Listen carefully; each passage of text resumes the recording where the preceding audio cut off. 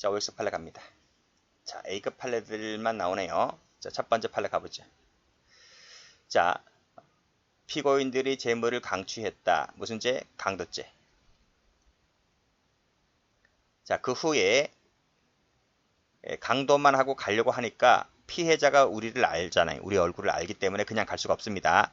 그냥 가면 신고당해서 경찰관에게 잡힙니다. 그래서 그냥 갈 수는 없고 죽여야 되는데 죽입니다. 자, 죽이기는 죽이는데 어떻게 죽일까? 살해 목적 나오죠. 살해죄의 고의를 갖고 죽이긴 죽이는데 어떻게 죽일까?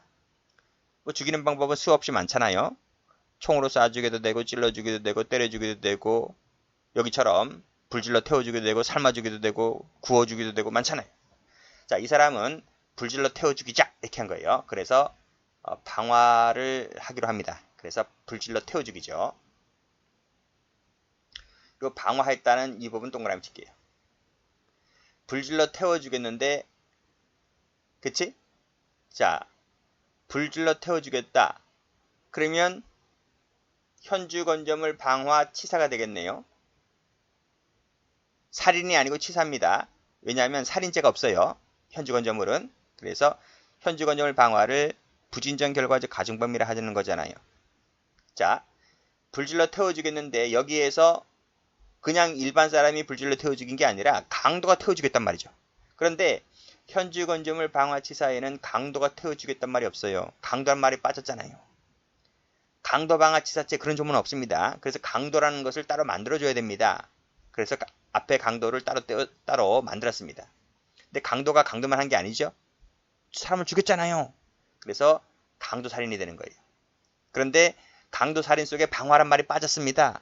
불질러 태워 죽였단 말이 없잖아요. 불질렀다는 것이 없기 때문에 불질렀다는 것을 따로 만들어줘야 됩니다. 방화죄를. 그래서 강도살인죄, 강도살인에 방화가 없으므로 방화를 만들었고 방화치사에서 강도가 없으므로 강도를 따로 만든 거예요. 자, 불질렀던 것이 한 개죠. 불질러 태워 죽인 것이 한 개잖아요. 그래서 이것이 상상적이다 이런 말입니다. 됐어요?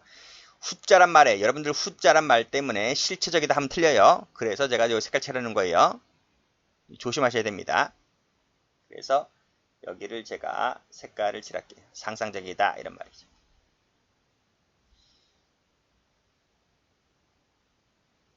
두 번째 판례. 두 번째 판례는 저 앞에서 했죠. 결과적 가중범에서 은봉한 방화 사건의 은봉한 방화 사건인가? 거긴 아니에요. 은봉한 방화 사건 그 밑에 판례입니다. 자, 아버지를 살해할 목적으로 역시 태워 죽입니다. 태워 죽이는데 여기서도 여기 잘 보세요. 현주건조물 방화치사죄에 아버지가 죽었다는 말이 없잖아요. 현주건조물 존속방화죄 그런 게 없습니다. 그래서 아버지를 태워 죽였다는 것을 따로 빼어서 만들어야 되는데 그래서 존속살인죄를 만들었습니다. 근데 존속살인은 존속살인만 되어 있지 불질러 태워 죽였단 말이 없으므로 방화죄를 만든 거예요. 그쵸? 자, 여기서도 직계존속을 살해할 목적으로 불을 질렀다, 방화했다는 이것이 행위가 한 개인 거예요. 그런데 상대방이 누구다? 상대방이 아버지였다는 거지. 그쵸? 아버지였으므로 죄가 두 개가 됐고 행위가 한 개이기 때문에 상상적이다 이런 말이죠. 상상적은 두 개 중에 무거운 죄로 벌하기 때문에 무거운 죄가 존속살인죄가 더 무겁습니다. 형량은 똑같아요. 사형 무기 7년 이상 형량은 똑같지만 존속살인죄는 자격정지가 병과됩니다. 자격정지 병과형이 더 높다는 거죠. 그래서 결국은 존속살인죄로 간다 이런 말입니다. 이 2번 판례랑 비교를 할 것이 체크 그 밑에 1번입니다. 1번도 다 설명을 드렸어요. 1번을 보면 여기는 사람이잖아요. 똑같아요. 여기서 사람을 불태워 죽인 것은 똑같은데 여기는 존속이었고 여기는 그냥 일반 사람이다. 그 차이만 있는 것뿐입니다. 근데 여기서는 현주건조물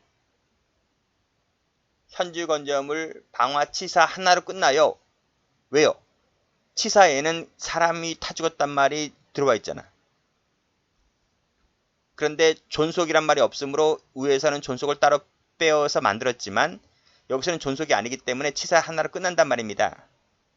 그래서 살인죄와 더불어 상경이다 그러면 틀려요.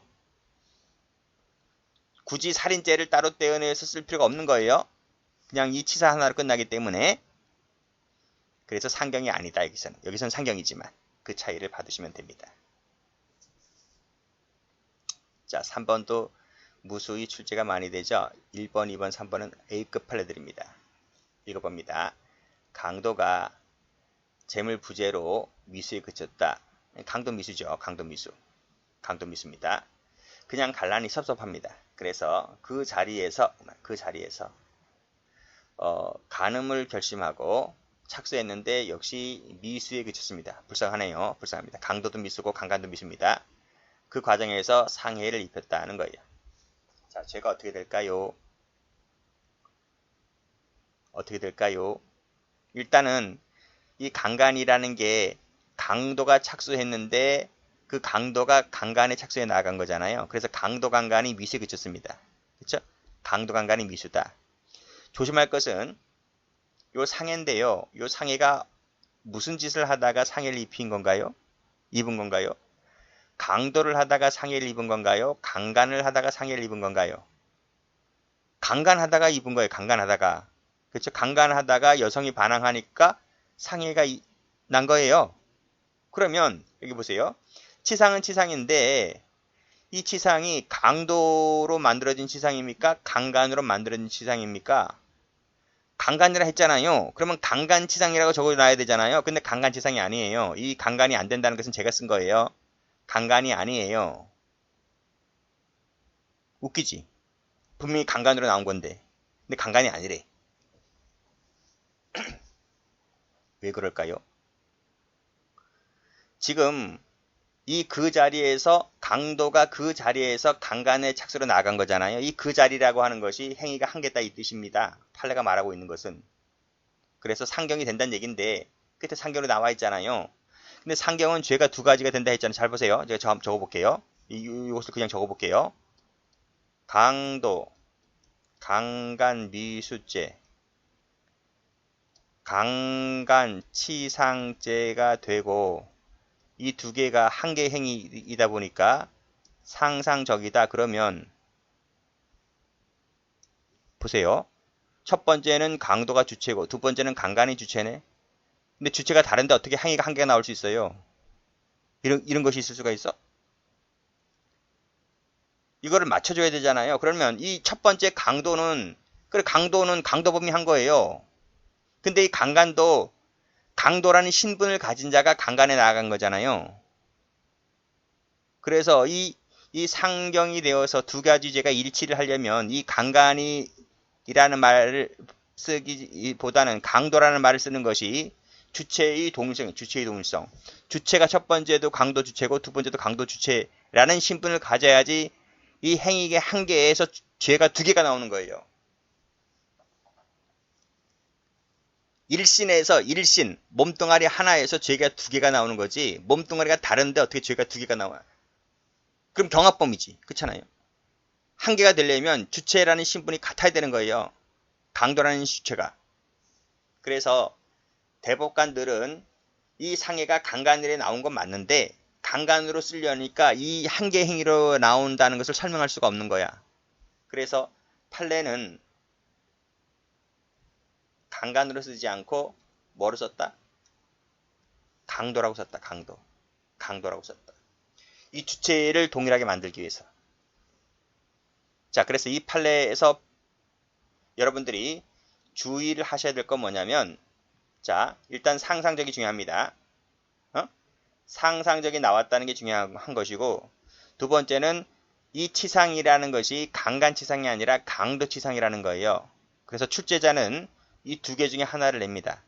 상상적을 실체적으로 바꾸거나 강도치상을 강간치상으로 바꿀 겁니다. 근데 지금까지는 이 상경이 제일 많이 나왔어. 출제가.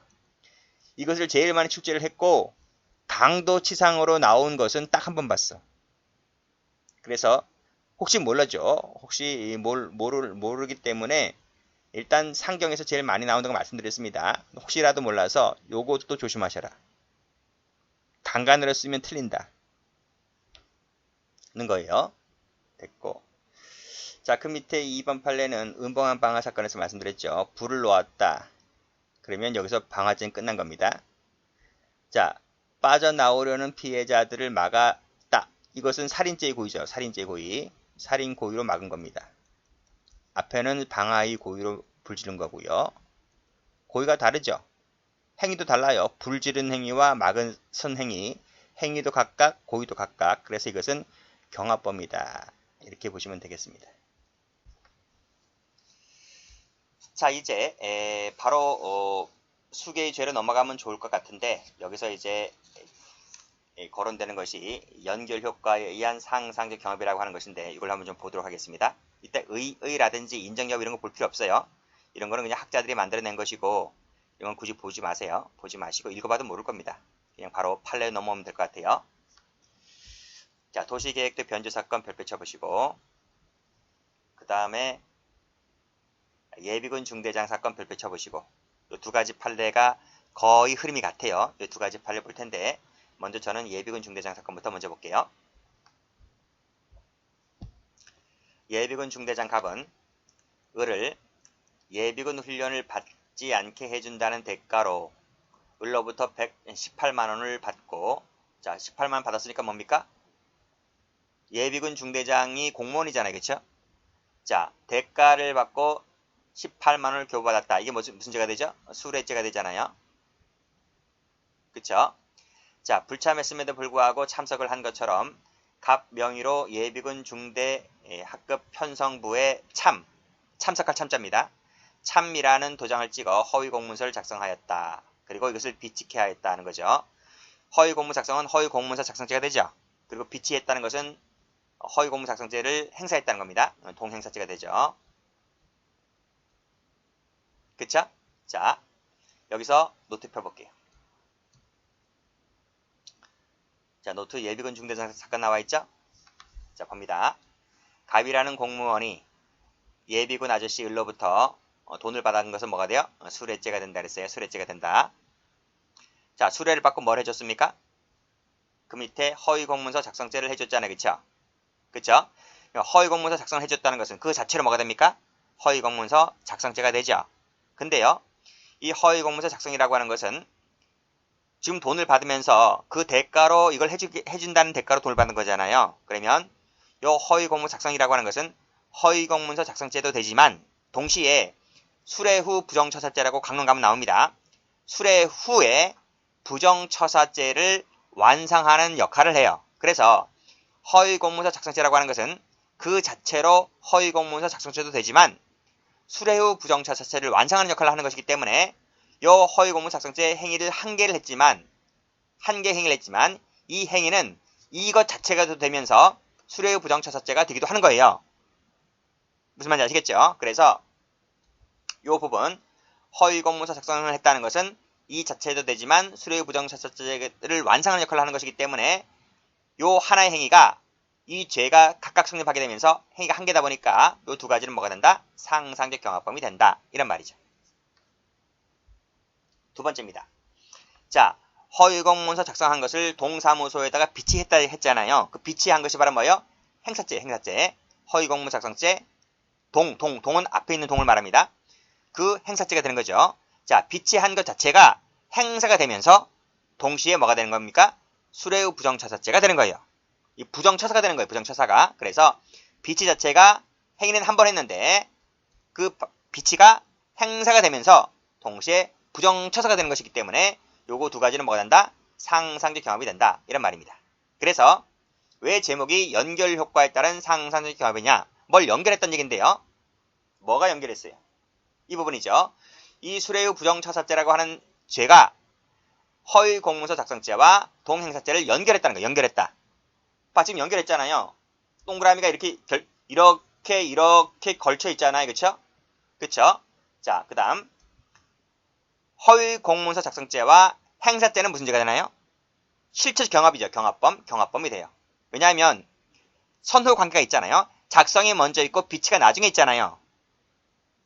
행위가 각각 따로따로 있기 때문에 이것은 실체적 경합이 됩니다. 경합범. 그래서 이 작성죄와 행사죄는 경합범이 되지만 그 가운데에 수뢰 후 부정처사죄가 걸쳐 있잖아요. 양쪽에 이렇게 걸쳐 있고 이렇게 걸쳐 있잖아요.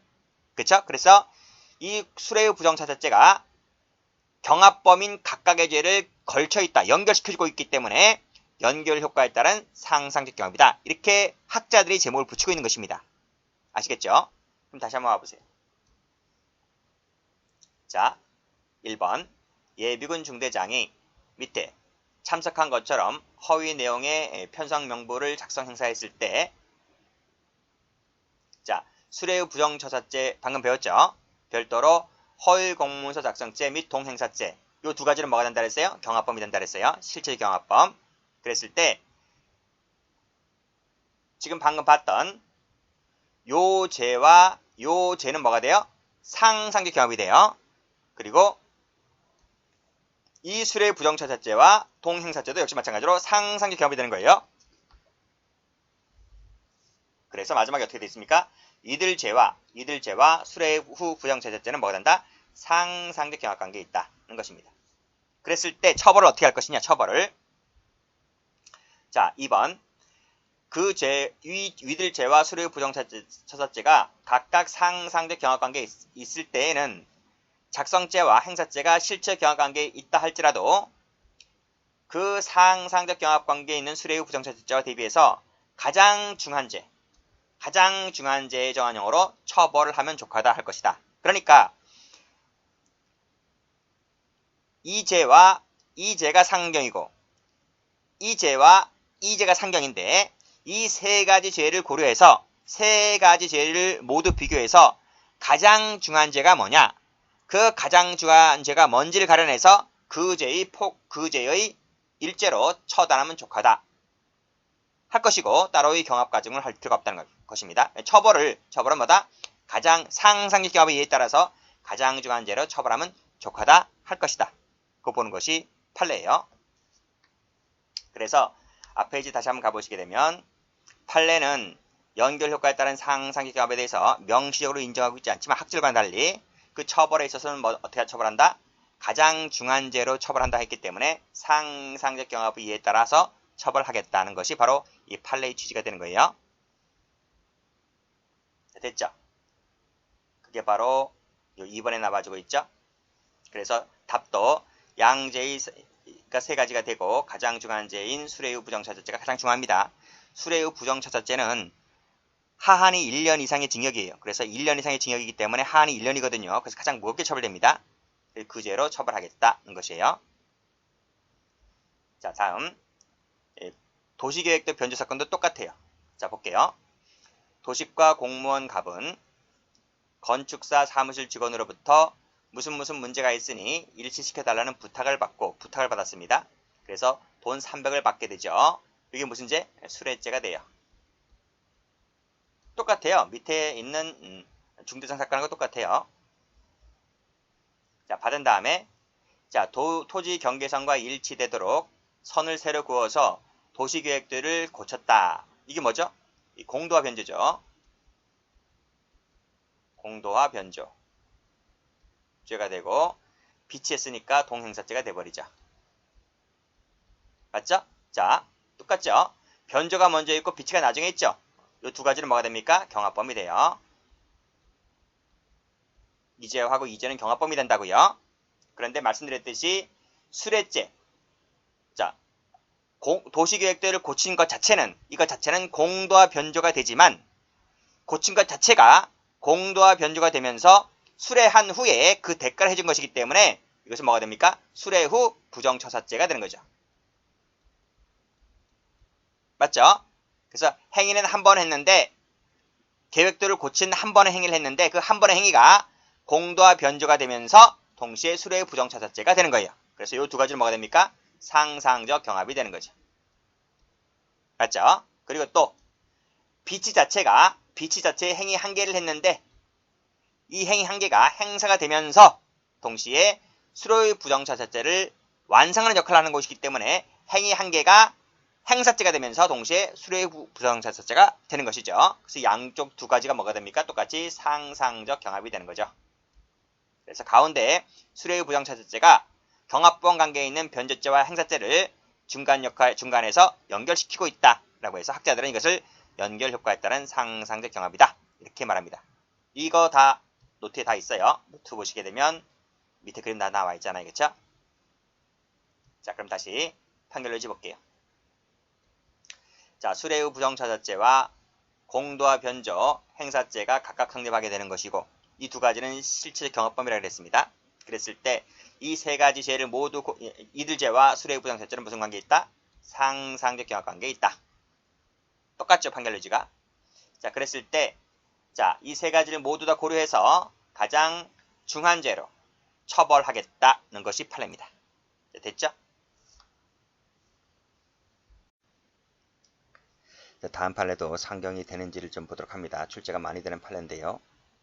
자, 국립병원 내과 과장 겸 진료보장으로 근무하는 의사인데 이 의사가 이제 의무서기관이죠. 공무원입니다. 자, 공무원인 의사 갑은 의뢰 부탁으로 허위 진단서를 작성을 해 주었다. 과연 상경이 될까 아닐까? 자, 판례 강론 가면 자세히 배웁니다.